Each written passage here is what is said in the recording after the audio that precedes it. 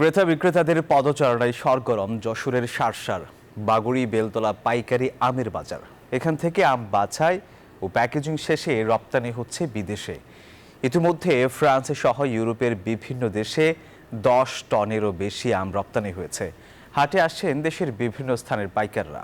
কোনো ধরনের চাঁদাবাজি বা হয়রানি ছাড়া নির্বিঘ্নে আম বেচা কেনা হচ্ছে বাজারে। বেনাপোল থেকে সহকর্মী বুকুল মাহবুবের তথ্যচিত্র ডেস্ক রিপোর্ট। গোবিন্দভোগ দিয়ে এবছর আম বাজারজাত শুরু হয় গত 6 মে।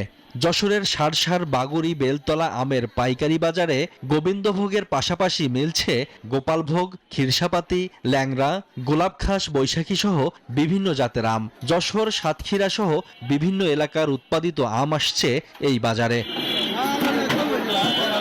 আড়তদাররা বলছেন 35 থেকে 40 টাকা কেজিতে বিক্রি হচ্ছে হিমসাগর ও ল্যাংড়া আম। সারা বাংলাদেশ থেকে লক্ষ লক্ষ ব্যবসায়ী 64 জেলা থেকে আমাদের এখানে আসছে।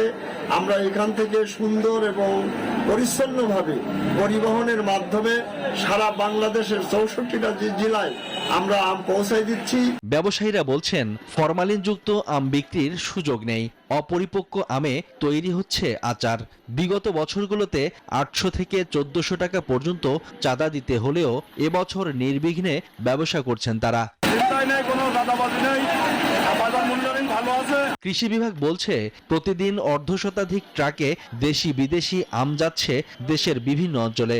বাছাই শেষে রপ্তানি হচ্ছে বিদেশেও। ফ্রান্স, ইউরোপের বিভিন্ন দেশ সহ অনেক দেশেই আমাদের আম রপ্তানি হচ্ছে। এ যাবৎ পর্যন্ত প্রায় 6 মেট্রিক টন আম দেশের বাইরে রপ্তানি হয়েছে এবং সেটা চলমান রয়েছে। এবছর উপজেলায় 1050 হেক্টর জমিতে আম উৎপাদন হয়েছে। Shoaib Shamim, desk report, news 24।